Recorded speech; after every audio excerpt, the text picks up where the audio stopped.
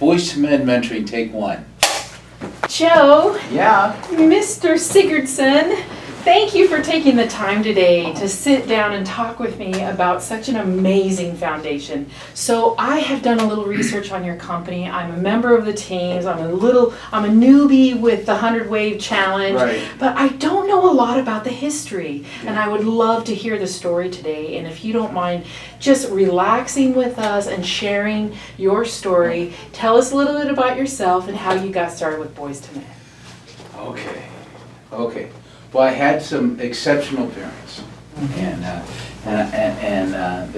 my three sisters and my brother and I were raised in an environment where, to those who are given much is expected. That was kind of, and my parents were activists, and they got us involved in community projects. And my mom fought against school segregation. Oh, wow. And this is in the 60s, and she was all about integration and doing that. And my father, my mom and dad met. They were both juvenile probation officers. Oh, interesting. In the 40s. Okay. Mm-hmm. And then they came down to San Diego in the early 50s, and my dad ran the Boys and Girls Aid Society, which was a residential foster care facility. And then he got his degree in criminal justice administration and sociology, and he got a job up at USC, and we moved from San Diego to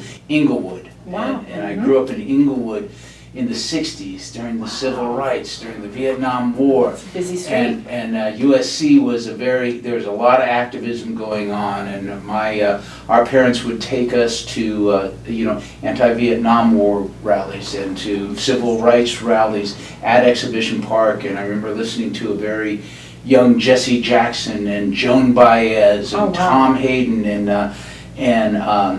so they were very, The very real active. deal. Yeah, they were. Yeah, and my dad spent his whole life doing prison reform. Okay, and so during the 60s, during the Johnson administration, he wrote a lot of grants, and he ran a lot of diversionary programs in Torrance, Santa Monica, Inglewood, Crenshaw district to keep kids out of trouble, and then in 1973, there was a Pulitzer Prize winning expose done on Father Flanagan's Boys Town in Omaha, Nebraska. Are you familiar with that institution? Okay, Yes. So this is a big Catholic institution, been around for 75 years at that point.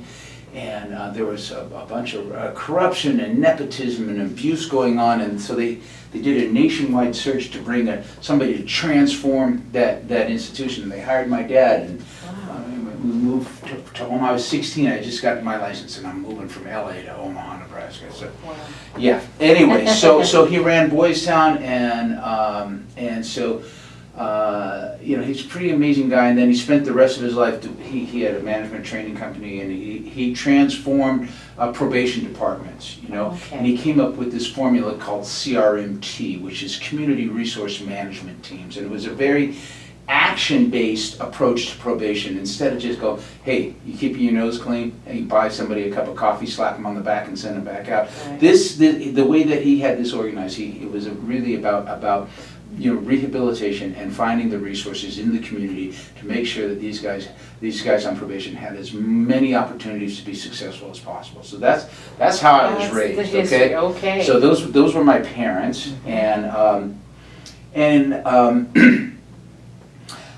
also I fell in love with my older sister's best friend. And she is 4 years older than me, and I was 18, and she was 23, with a 2-year-old. Wow. And I've known my wife Nancy since I was 10 years old. Okay. Yeah, and then over a Christmas vacation, when we were together, we fell in love. And I married her, and I adopted Erica, and I went from boy to man very early. You sure did. Well, now, what year span was this? This would have been 1976. Okay.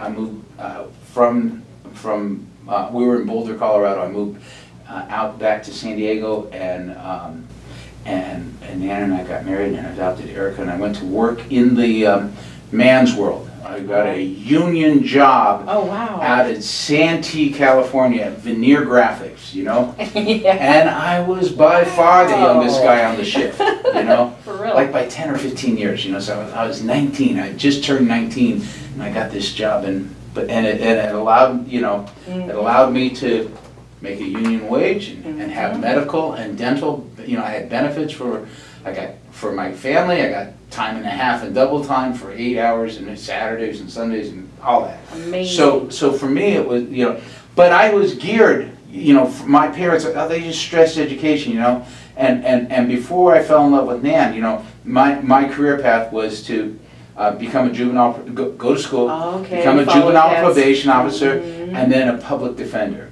Okay. So that was my goal, and then I fell in love with Nan, and that kind of changed the changed my blessed program. side steps. Yes. Yeah. Okay. So Interesting. So you're 18, So, you're fresh, you had a baby with a 23-year-old young woman, Yeah. and bam, you're a man. yeah. Okay. Well, I adopted a baby. Yeah. Got it. yeah. And adopted a Yeah, baby. yeah. Okay. So anyway, so I'm working swing shift. I'm working nights, 4 to 12:30. Nan's teaching preschool during the day, and Erica's a baby, and Erica's going to preschool with Nan, and you know, I wanted to fit in with these older guys, and they all drank, and so I started drinking. Oh, wow. You know, so we Okay. And we that's had- the man thing to do our after lunch a union job at the sometimes, union right? job, man, you know, and we took lunch from 8 to 8:30. Wow. You know, so okay. you know. Get it. Okay. You know, and then, so what happened was, you know, I started drinking, and, you know, and I became kind of alcohol dependent. I became alcohol, not kind of, I was alcohol dependent. And then I had moved on from alcohol to weed, and then from weed to cocaine and crystal meth. And in short order, I spun out of control. You know, and I became an alcoholic, I was dealing dope, I was a collection agent for a cocaine dealer, Wow. I became a nefarious kind of criminal, and I was committing felonies every day, and everything was a secret because I worked from 4 to 12:30, so I had this secret life going on. Right. Then I'd get my act together on the weekends. Well, and what's interesting is your parents came from the world and Yeah. worked in the world that you were running in. yeah. Interesting. Yeah. You yeah. did the dichotomous. It was a paradox. I was Sure a was. paradox.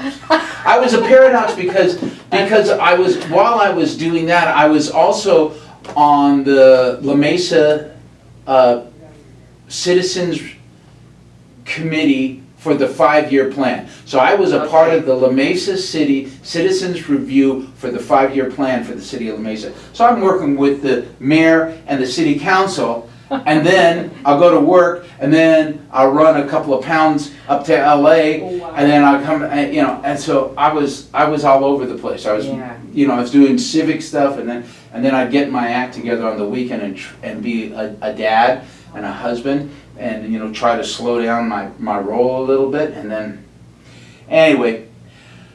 But it got to the point where I couldn't control it, and I got completely out of control, and so at 28 I ended up at the doorsteps of Alcoholics Anonymous. And Finally. so I got to a Amen place to of that. surrender, you know. And there were men there that didn't care about my backstory.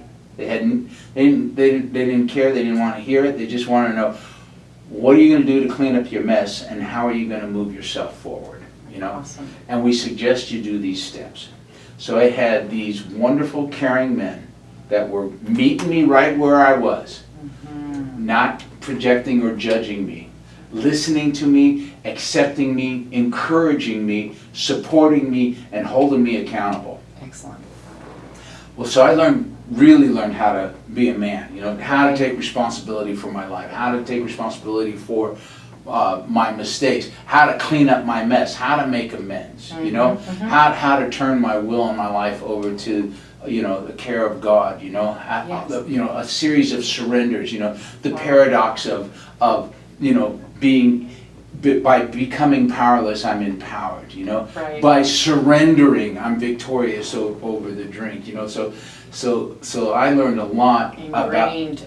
yeah, and then of course, you know, our primary purpose is to help the alcoholic who still suffers. So I sponsored a lot of men, I worked with a lot of men and helped other guys get sober, because you gotta give away what was so freely given to you to me, real, exactly. So and this was part of the culture, so I understood this intuitively because this is how I was raised, So like AA made sense to me, Okay. Okay. Service before self, Isn't that the way to go? Yeah, It's the only way that serves me. So Yeah. you came to this place, I'm hearing that you were being held accountable, you're doing your healing, and how many years